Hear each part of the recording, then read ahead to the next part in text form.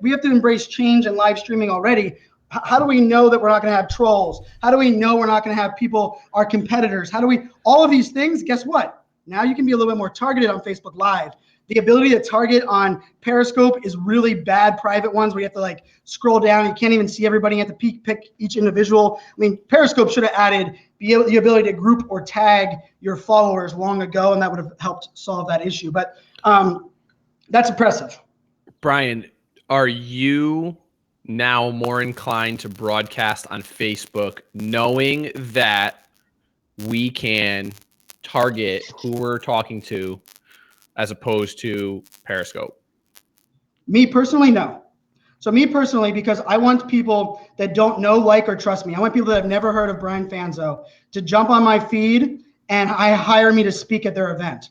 And still on Facebook, even if I'm going to a group, even if I'm going off of a page, even if I'm going off of my personal account, that still requires people to know me already or know somebody that already knows me. Where on Periscope, it allows me to broadcast to that global unfiltered fire hose. But I will say, I will use it a hell of a lot more now, because when I go to an event and we're talking about Snapchat and I'm a part of a Snapchat, Facebook group, I can actually Facebook Live directly into that Snapchat group, because I know a majority of my Facebook followers don't give a crap about Snapchat. But now that I can do that directly into the Facebook group, and it's going to help me with brands. I mean, from a brand perspective, I won't be surprised that every brand that I work with now with these new features, I will be creating a strategy for every brand to use Facebook Live, compared to like before, where they were like, well, we're not sure, we don't know how much our live audience is. I mean, if you guys saw Jana Steele has an amazing Facebook page. So when she streams on Facebook Live, she gets a hell of an engagement and an amazing audience. So I think this is very strategic. But for me personally, with my personal goals of live streaming, my personal goals are to be found by those that don't know who I am.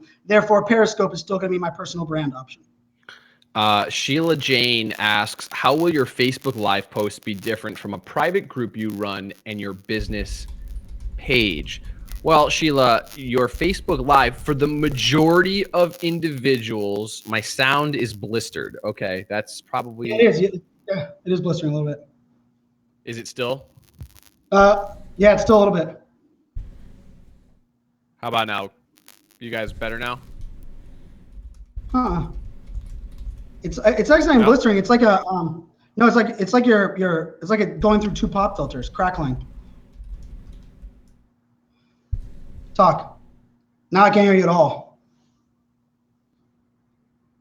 All right, he'll be right back. So to answer that question, Facebook Live posts will be different. So here's the thing: when you post to your Facebook Live, when you post to your Facebook page, anybody who liked your page or has interacted in your page with recently will get a notification. They have the ability to subscribe to you. When you post to a private group, nobody gets notifications except those that are in that group. When you post to your own personal account, the only people that actually see it from your personal account are the friends that are following you. It'll just now say that individual is live. So let me hear. I'm back. You're back. Yep, you're good. In your sound. Sounds better. Okay. I forgot exactly what I wanted to answer now, but what were we saying? I just answered the question that was up there. So we'll jump to the next one. An easy way to share this out. Blab.isocialfans.live. Using that .live is important. It's very, very simple. Blab.isocialfans.live. Make sure you share that link. It's very, very easy. And if you don't have a .live domain, today's a great day to do that, especially with the news of Facebook having this. You can get a .live domain. Pretty much it's not overly used right now, so you can get in almost like a social network, where everyone runs to get their name. So I have Vinchenzo.live. It's not up and running yet, but I have Vinchenzo.live because I can't get Vinchenzo on social networks, but VincenzoLandino.com is already me anyway. So Brian has isocialfans.live. If you're interested in live stream. I have 9. I have 9.live. So I'm using I have isocialfans.live. I have thinklikeafan.video, which is another one of that same family. So if you just go to the URL and type in the letter A, and then I think it's a.live, you can actually get one of the discounted .live accounts. So like I actually made subcategories. So if you want to find me on LinkedIn, it's linkedin.isocialfans.live. You want to find me on Periscope, periscope.isocialfans.live. Blab, Facebook. You want to go to my Facebook page? Facebook.isocialfans.live redirects you to my Facebook page. So I'm actually using all of my different .live addresses. I got FOMOmarketing.live. I have BrianFanzo.live. So we actually just dropped just dropped get a dot live. You can use the code MG Live, 50% off. Whoa. So there you go. You're getting 50% off a You dot get live. 50% off mine. There you go. I didn't get that. Somebody asked, what is the advantage of dot live? Well, here's the advantage of dot live, right?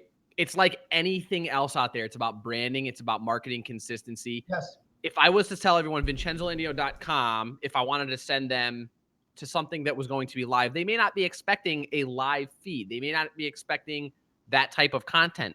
I can use my .live. I can then create a subdomain, snapchat.vincenzolandino. or vincenzo.live, which then I can use that and redirect it to my Snapchat/ad/Vincenzo Landino, and it'll automatically direct people to add me there.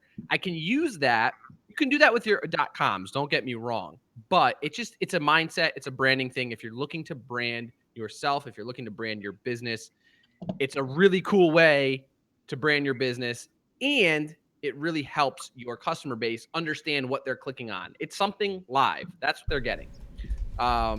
Well, and I think for me, .live also, it is that mindset, right? Like, that if you're getting redirected, I'm redirecting most people to Blab. I'm redirecting most people to my Facebook page to watch a .live. So when I had to share this, right now, if I wanted to share, you wanted to go to my Blab account, it would be a specific URL, and I can have that redirect set up, as well as kind of understanding. So the domains are very interesting in the live video space, because we're talking about Facebook Live. So this question down below, it says, how well will Facebook Live do against YouTube Live? Well, first off, none of us have actually seen YouTube Live yet, but I did write down some of their features that they talked about on their press release. You're going to be able to stream from their separate app. So there's going to have a Connect app that will have chat functionality, but you'll actually be able to comment and view the live streams on youtube.com, which I think is a big thing, because let's face it. You know what Periscope needs to do? Attention, Periscope. Periscope. How are we not allowing engagement from the browser?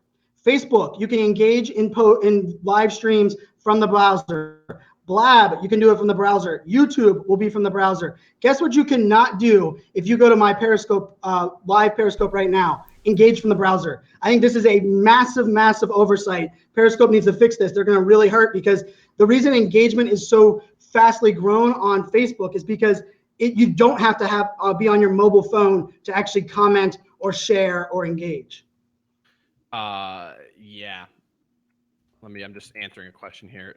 Dr. Cindy Brown asked a question. I wasn't sure exactly what she meant by her question. And anybody, guys, whatever your questions are, please feel free to ask them. We're going to answer as much as we can. I think Brian just answered Jonathan here. The map identifies who's live on your Facebook feed. No, it identifies who's live everywhere. That's an easy enough question. We don't have to jump too deeply into that. How do you get your live video to these domains? I answered that in the chat itself. What is the advantage of .live? We answered that as well in the chat.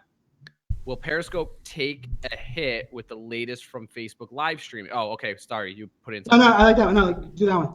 Because that one I can. So here's something I wrote a while back. And Brian, let me have my moment here with this one. I will. Go ahead. So VincenzoLandino.com, Facebook Live. Now, this is something I wrote about Facebook Live killing off Periscope. This is when Facebook Live for mentions was written. So I wrote it originally back in August, and then I've updated it. I've podcasted about it. Here's the really cool thing is that I still stand by my statement that Facebook Live will kill off Periscope. However, with Twitter's new NFL partnership, I think it's going to be it's not going to be as quickly as I thought it would be eventually. Periscope may take the hit in the fact that now that you can target, and Brian may know more than I do about what I'm saying, the fact that you can target with Facebook, you can live stream into groups, you can live stream into events. Those aren't things that Periscope is giving you functionality for. You don't have much segmentation. Actually, you don't have any segmentation in Periscope at all. Segmentation, there was a podcast episode I recorded last week about marketing segmentation and how important segmentation is to not only your strategy, but your bottom line and identifying who you want to talk to. Well, Facebook is kind of putting their foot down on this one and saying, hey, we're going to give you the opportunity, the option to really segment to who you want to talk to when you're live. And again, Periscope doesn't do that. Who will that benefit? Well, that's going to benefit brands and marketers. So now the brands may, and this is what happened with Meerkat. So I'm keeping an eye on it. Meerkat, what happened was they weren't able to reach the brands. So a lot of people backed out because the brand content, the celebrities, the journalists, the newscasters were jumping on Periscope. They couldn't keep them on Meerkat. Well, what happens when you have celebrities and brands on one platform? Well, you're going to get all your users to go watch that content on another platform. So if Facebook, the way I see all these plays is to get the brands, the advertisers, and if that ends up happening, that's where the money comes from, and that's where eventually the audience, the viewers are going to go. And I'm not saying Periscope's going to die because Twitter's way more powerful than Meerkat ever was. Twitter's way more relevant than these other My Eye, Fire Talk, all this other stuff. Like, they're way more relevant. So Periscope won't go away unless Twitter wants it to. Well, and I think for everyone that's kind of out there, I think your strategy for the two of them today has to still be unique. You cannot, it is not the same strategy because I don't think you're reaching the same audiences. And I think actually the play that Twitter is probably going to make here, and this is my prediction yesterday with the NFL news, is when they're getting exclusive rights into the locker room before and after the NFL games on Thursday nights. What the play there ends up coming is you start educating the players, the teams, the analysts that are in the sports play. And I think Periscope is going to go back to a little bit of this idea where Periscope is about the mobile aspect of live streaming, where I think Facebook is going to be much more around the focus of the desktop and understanding, like not the desktop actual Facebook Live, but the idea of the majority of the consumers are on your desktop. So for an example, I think interesting. Yeah, that's an interesting. And I think if you think of it this way, part of the reason Periscope has been so locked in on the app is they want their users that are logging into Periscope. You know that the only content you get when you're in Periscope is live content, right? And I think when you're able to go in the locker rooms, you're able to take the mobile phone places. I actually think that that is going to be a very interesting. So from a strategic perspective, Facebook Live for a brand, if you're able to into a group off of your Facebook page to share about the latest product release that your Facebook page got exclusive access to ahead of time, genius. Because when you share that to your Twitter feed via Periscope, not the same kind of relevancy. But I think everyone has to define what success looks like and what your strategy is. And I actually believe it's a completely unique strategy between the two. Brian, you and I were involved in a project earlier or late last summer with Applebee's called Taste the Change. Sure. Well, Applebee's used their Facebook page to create an event for the live stream that was on a website that they created, a special landing page for that. Well, imagine broadcasting directly in that event or to that event, the 25,000 individuals that had subscribed to the event. Imagine having done that right from there. That's how brands can utilize it. I think somebody asked the question there and it just came to me. So I wanted to say that. And here's the thing. The reason brands are missing the bigger picture is this is a new concept. Let's face it. The state of social media, the state of change, the state of live video, a year and a half ago from now, this wasn't even a mindset. This wasn't even, so when we're building out content calendars as a brand and you're building out, your CMO is building out their strategic strategy on what their KPIs were, and they built it out 18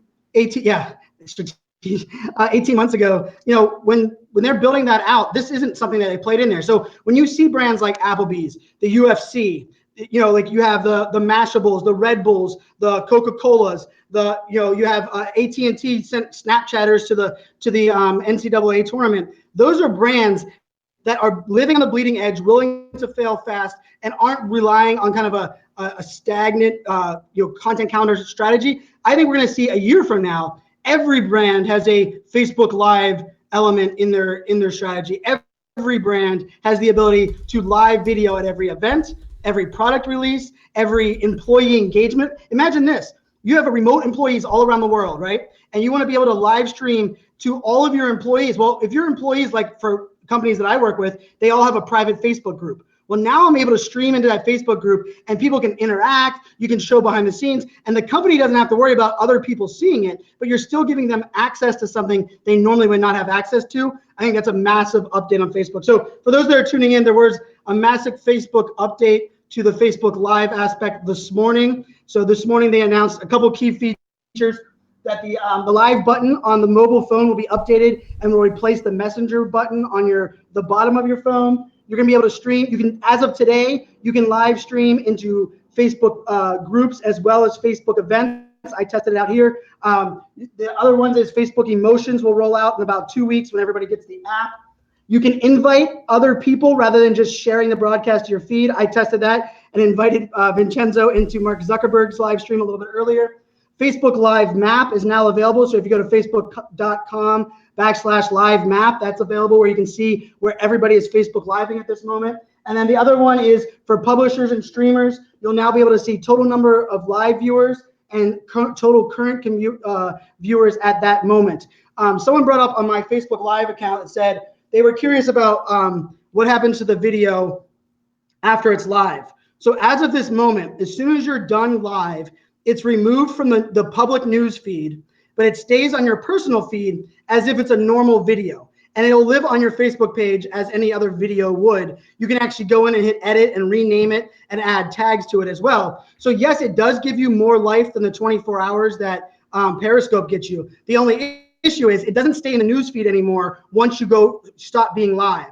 So you really have to do what Vinchenzo talked about earlier, putting some paid social behind it to get the replay back out there, because the replay will exist for those that go to your Facebook page, but it will not be seen from those that are just scrolling their normal public news feed. And that's a new feature. Facebook originally was allowing replays to stay in there, but it's kind of a smart play. They want live being live, and they want organic, polished video being what you watch in your news feed when you're scrolling your news feed. But that's an interesting piece because remember, you're not getting all of that news feed reach on your replays on Facebook unless you're putting a little bit of paid behind it. And if you're one of those that complain about paid social, in my opinion, you've paid for ads, you've paid for TV spots, you've paid for business cards. The fact that you've never been willing to pay for social to me is kind of a joke. Put a little bit of money behind it, put a little strategy behind paid social. Yep.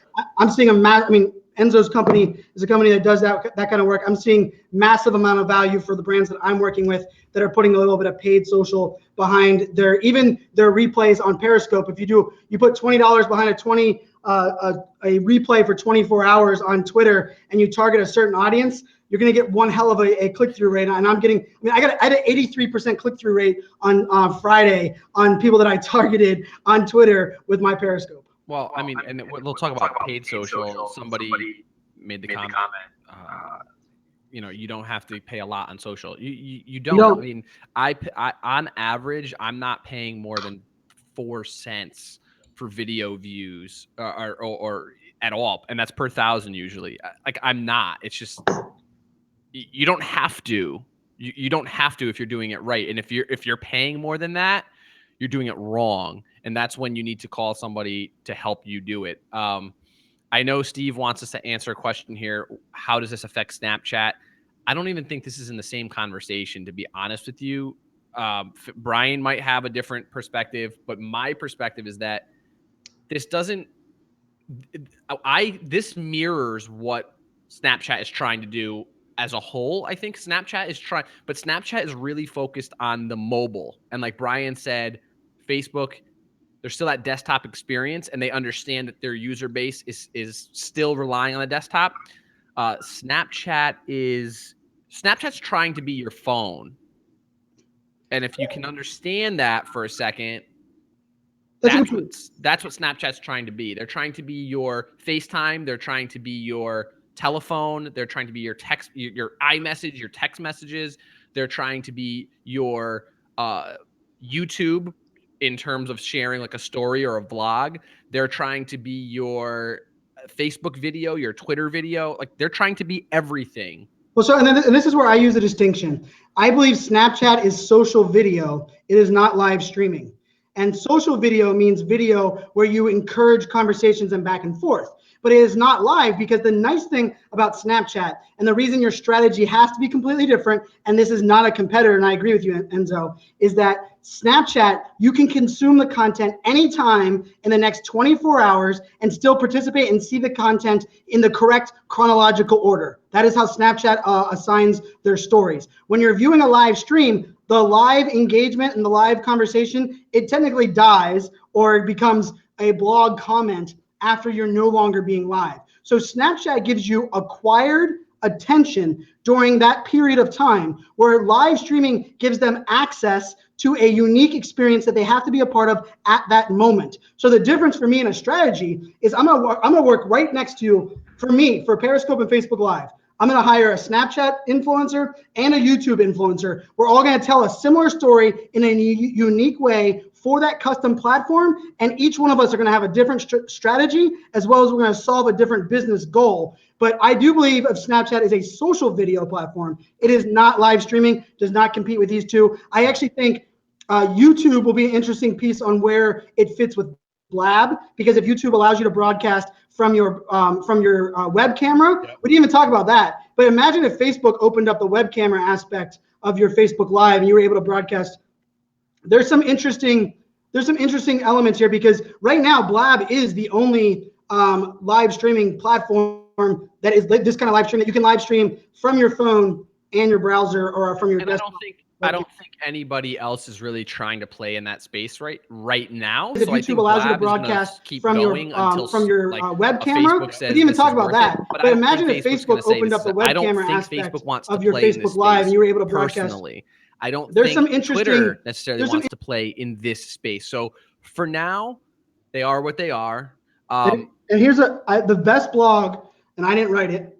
The best blog that I've read on the future of live video came actually with a massive interview with the man, Mark Zuckerberg. It's posted on BuzzFeed. I just put the link in here. If you guys go on BuzzFeed, it's actually like the #1 blog article right now. But some of the quotes that you hear out of Zuckerberg are just, I mean, he is so in touch here. He says, we're entering this new golden age of video. I wouldn't be surprised if you fast forward 5 years and most of the content that people see on Facebook and are sharing on a day-to-day basis is video. That's the reason they're all in. They're moving Messenger app off of the bottom of the app and replacing it with live video. Well, that's all. Yeah. If that doesn't validate the live video space, I don't know what will. I mean, Google's in play, Facebook's in play. Periscope now got an NFL contract, and they're owned by Twitter. The founder of Periscope is now on the executive board of Twitter. Well, Periscope didn't get the contract on the NFL. Yes, they did. I thought I thought any live stream can go back behind the scenes. So it's exclusivity. So only ones Periscope. So only locker room access before and after games is Periscope only. Okay. I didn't even know that. And so it's 10 Thursday night games. And actually, if you guys want to check out, it's on my YouTube channel. It's on my blog, and I actually just posted my Facebook page as well. I actually did a 30-minute strategy session where live I took the press release of the Twitter NFL announcement, and I did a 30-minute strategy on how they should build out their strategy. And if you guys can't see it here, but I'll show you. It's that whiteboard. It's the white one here. So I actually I walk you through how I would build out a strategy, how I think they should integrate Vine, how they should educate people, how they should go to every preseason game, all of those kind of things. So I think it's some interesting news. But yeah, this BuzzFeed article, recommend you guys bookmarking and reading that, because it'll really set your mind on why Facebook's all in, but also where this live video is coming from. Hey, I want to, some people are still talking about the .live, and I just want to address this really, really quick. Mark and Summit Live, if you guys can drop in the URL to where they can buy a .live and the code for 50% off, that would be great. But I also want to say that don't think of it as just live streaming. If you're in the events business, because I know there's people in nonprofit that do events. I know there's people that run events, period. Imagine if your blog and your live event have the same name. Well, differentiate the two and say, hey, go on over to whatever, briansevent.live instead of briansevent.com, and forward it over to whatever it is, an event page. So there's different ways you can use that. And again, I'm not a salesperson or anything for these guys. I'm just simply, I believe in that type of branding. So if it's branding, I love being able to do that. Yeah, Mark asked. I put the challenge out there. You give me an industry or a company or a brand, and I guarantee I can build you a live streaming digital storytelling strategy around it. I did a mortuary about a week and a half ago. Right now, we're building out a white paper that'll have 70 different industries and 70 different types of companies, where we're going to show 10 different places where people, or 10 different ways that people could use live streaming in each one of those 70 industries. So the problem is you have to actually have a different mindset, and you have to reset what success looks like and what value is. And for some reason, funny enough, Facebook is having a massive glitch because I can't see my comments on my Facebook Live right now, which is kind of funny. But That's just that, Brian. Nobody's commenting. That's why. Well, yeah. Well, actually, that could be true as well. So, I'm kidding, Brian. Mark said, from a call to action perspective, how easy is it to find the location of a live stream? Is it something like facebook.com/user? Go ahead. It's whatever your URL is. So my URL is facebook.com. Now, unfortunately, I screwed up when I got Facebook, or when I had Facebook. This is my second Facebook account because I had deleted it. So my URL on Facebook for my personal profile is Enzo Miguel. Miguel is my middle name, so it's Enzo, and it looks like Michelle, right? So, but it's as easy as that. Now I can broadcast live as well from my page, which is Vinchenzo Speaks. So I can just tell people, go to facebook.com/Vinchenzo Speaks. You call it a day. It's not user/this/that/ blah, blah, blah. And, that happens a lot with a lot of other platforms, but it could be as simple as that. So if you wanted to start a page, make sure you get a good name. And Naomi, she bought a .live, right? We're going back to .live for a second. She just bought Naomi.live. She's going to be the only Naomi.live. Anybody else named Naomi in the whole entire world can't get Naomi.live now. That's where I was going with the branding thing. I understand about it diluting your brand. I get all that kind of stuff, but I have Vinchenzo.live. As far as I know, there's another name that I want to get that's still available. Thanks. That's a good point. So, like, for me, my URL for my page doesn't really matter anymore because I promote facebook.isocialfans.live, right? So that using that redirect on the .lives work. And it is available on Android. Facebook Live is, as of today. I tested it out. I have a Samsung. That's what this is right here, Galaxy S7. So you are able to use that. Here it goes. What gives? Every page I manage still doesn't have live. They're rolling out slowly. I do believe the pages rollout is a little slower than they planned. I do have it on all the. I manage 8 pages, and 7 of my 8 had it right up that first day, and then the one of them I got like a week and a half ago. So I'm not sure on what the rollout schedule is, but you'll be getting it soon. Let's see. Give an example of a Periscope broadcast to customers versus Facebook live stream. Sheila, if you're still in the room, just let us know because I want a little clarification. I think I understand what you're asking, but I just want a little bit of a deeper clarification. What do you mean by give an example of? Okay, yeah, there you are, Sheila. Thank you. What do you mean? What are you looking for in terms of an example? Like physically, you want me to show you? Because I can't do that. I feel like I'm just sitting and providing content for both. Oh, okay, I got it. So, okay, listen, Brian and I differ on this one. I know we differ here because Brian's broadcasting from 3 different devices right now. I'm only here and I'm focused solely here. But Brian, you have to understand, and I try to explain this a lot to people there's a lot of people that hate on Brian because like he's all over the place and he's always on new apps. And Brian, give me a second to talk. The reason Brian's on a bunch of different apps and he's doing it simultaneously is not because you need to be doing it, but when you want to hire somebody, you're going to hire somebody that knows all the different apps. You're not going to hire somebody that has never broadcasted on any of these apps and says, well, I have experience in broadcasting, so surely I know how to do it. No, that's not the case because there's so many different nuances. And by Brian testing all of these out, and listen, I'll be honest with you. Sometimes I get annoyed with Brian but I tell him to his face, like, Brian, really? Come on. But you have to understand why he is doing it. He's not telling you need to be on all of these platforms and create different content for every single one. He's doing it because he sees the value in hitting different audiences or maybe the same audiences, but understanding each platform and how people can interact. how broadcasting works. And not just broadcasting. Brian's done this with other apps like Peach, like Anchor, like Snapchat. So it's being on all of them. But you, Sheila, you, Bob, you, Cindy, anybody else here, don't have to do the same thing. Pick one that works for you. Sheila, if you are focused on Facebook and your audience is on Facebook, why would you go in Periscope for your brand? Like, what? There's no value there. You're not providing value. You're wasting your time, and essentially you're losing money on that. But if your audience is really engaged on Twitter, then go for Periscope. Now, the reason Brian says he goes to Periscope is because he wants to reach all these people, because everybody is a potential client for him. But I will say this, not everybody in the entire world is a potential client for all of you that own maybe local businesses. If you own a local restaurant, I'm not going to tell you to go on Periscope and broadcast all the time and spend your time there. It's if everybody that you know is on Facebook. Would that be something you're interested in? Your audience is really engaged on Twitter.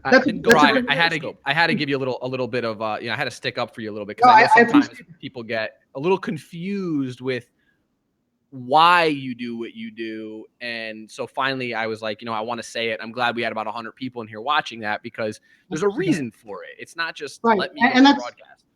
Right, and I think, and you'll notice, like when I work with brands or I'm setting up a strategy, 9 out of 10 of my strategies with live streaming with the brands that I'm working with is using one platform at a time, and it's dedicating that resource to that, or separate people using each one. Right, like one of them I was building out yesterday. We have a Snapchat influencer, we have a Periscope influencer, and we have a YouTube influencer. They're all three manning their own devices. So finally, and ultimately, I built out a different value proposition, solving a different business case, and the storyboard even looks different. But how am I going to help a brand build a strategy on Snapchat, Periscope, and YouTube without me understanding all three platforms? So that, yes, Enzo, you're right on that side. And I will also— Does that answer your question, Sheila, by the way? Go ahead, type that. On Sheila's side on that question, like, so I did the Super Bowl with SAP, right? And we broadcasted on Blab while we were there. So we did 20 hours of Blab over 5 days. Well, in between the Blabs, we took Periscope and we walked around the facility and gave you behind the scenes access to where we were sitting, some updates on the Periscope. Then at the end of the day, we did a Facebook Live to the Facebook page, letting everybody know a recap of the day. So I used all three of those platforms in one day, but all three of them were different strategies, different value proposition, different point, and ultimately had different success metrics, because I didn't need a certain amount of views on one versus the other one. I wanted to draw views. And back to Mark's question, from a call to action perspective there, I didn't give a call to action perspective on any of the three. I cross-promoted some. So I'd say, hey, remember, if you guys want to participate in our conversation tomorrow, go watch the Blab. On the intermissions on the Blab when we're on Periscope, hey, we're going to get 2 more hours of Blab content. But I think that's something that is often misunderstood. It's not, I believe you go to where your audience is and you educate them, but you have to listen on all places so that you understand where they might be going tomorrow. And the reason that I'm kicking the tires on that is because I want to be able to be educated, or at least build a strategy on all of that. That's why you'll find me on Snapchat like a machine right now. And it's not because I think every brand needs to be live streaming, Snapchatting, blabbing, all of those things, but I believe Snapchat is going to be a critical part of a strategy moving forward in the very near future. And I want to make sure that I understand the platform. Nazim asked a really good question here. Is national TV broadcasting, I'm assuming, at risk in the near future? I'm not going to say they're at risk, like they're shaking in their boots yet. But I will say, with this recent Twitter acquisition or Twitter partnership with the NFL, now I will also be 100% honest with you. The NFL is not stupid. They just sold the same rights to the same 10 games 3 times. NBC, CBS, and Verizon all have the same rights to those games that Twitter does. So the NFL made out like bandits. And I'll tell you this, the NFL sold the rights to NBC and CBS for $45 million per game for 10 games. They sold the rights to one game in London to Yahoo last year for $17 million. Did Yahoo do anything with that? No. I mean, not that I know of. They haven't made any headway into the fact that partnership they could have leveraged so much, and they didn't. So no, I don't see it as a risk to broadcasting, but I think there's a little bit of like an elbow nudge, like, hey guys. Well, I think Twitter's going to have to prove that social streaming, right? I think I'm going to coin that, social streaming, or social video, but social streaming, whatever, let's just call it that.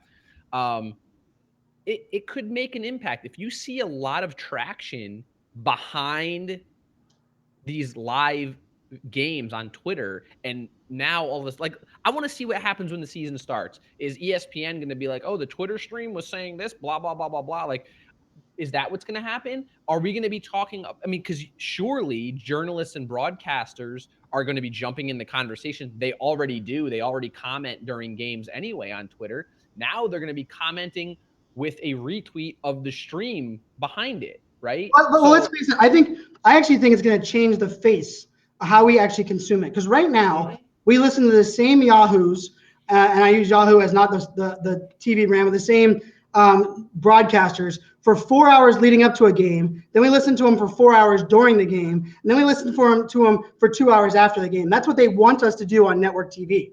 I believe that exclusive access before and after the game into the locker rooms, providing unique access, is actually going to shift to a more of a social video platform. And we're actually going to see, you're still going to consume the NHL. You're going to still consume stuff on your 60-inch TV. I actually just believe the way that we actually give access, we talk about the games, give behind the scenes, if I would say so, think like a fan. If that element right now, we're still getting Charles Barkley for 4 hours, and then we have to listen to him during the broadcast, reiterate the same damn stuff. The reason that we don't watch that is because, let's face it, we would rather go to YouTube and watch other content that's out there. So I actually think the way that the broadcaster is actually leveraging is going to change for sure. So I got about 5 more minutes before I have to actually run. My daughters have gymnastics. So you want to grab a couple more questions? Or yeah, let's grab a couple new questions here. I'm going to go ahead and pick some. Let's see. Robert asked, how many people are watching this stream on all different platforms? That's kind of just answer that question, Brian. I'm going to take it down here. Just figure it out. I'll find another question.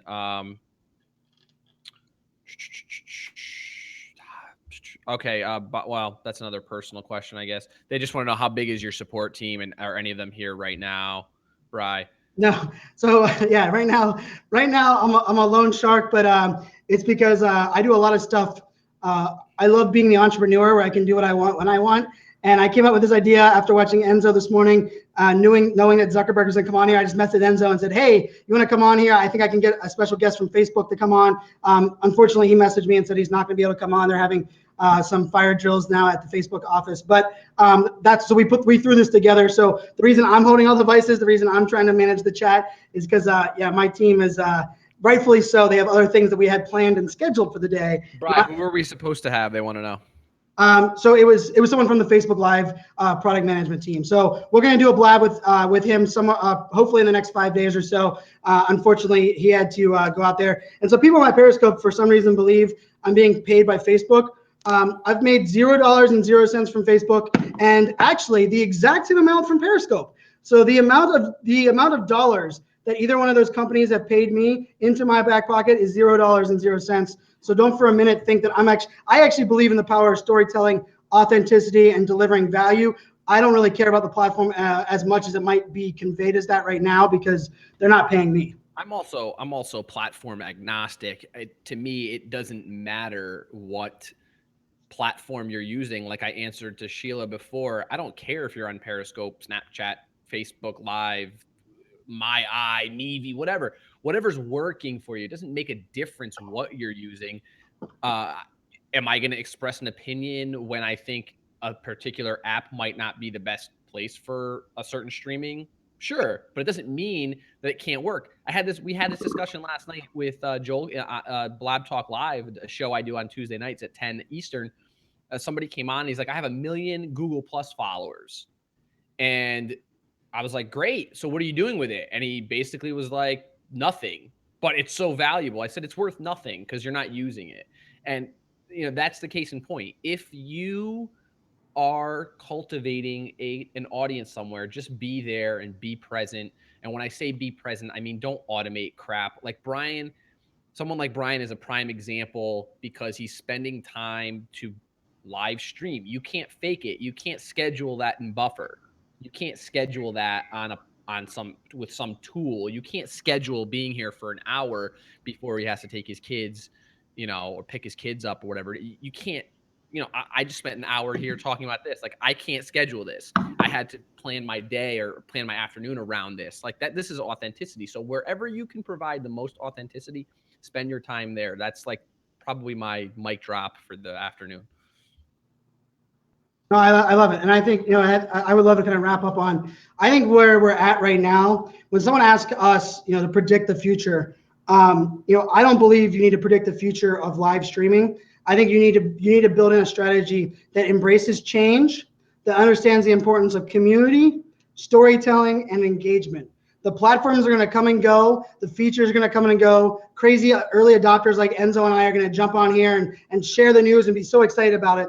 But I think you have to start building a strategy that engages your audience, builds a community. Because here's the thing. If you built followers on Facebook or followers on Twitter, those are followers that are on platforms. If you build a community, they will follow you everywhere you go. Therefore, it does not matter if all of a sudden Apple has a live streaming app a year from now. I know when I go live on there, my community will come with me because my community follows me where I go. So when I'm working with brands, when we're talking about these things, yes, there's features. Yes, there's an understanding, but they're ultimately, let's understand what we're trying to do here. People do not get on social and do not have a relationship with a brand or a logo. They care about the experience and the people that make up the brand. Live streaming, live social video on Snapchat, Periscope, Blab.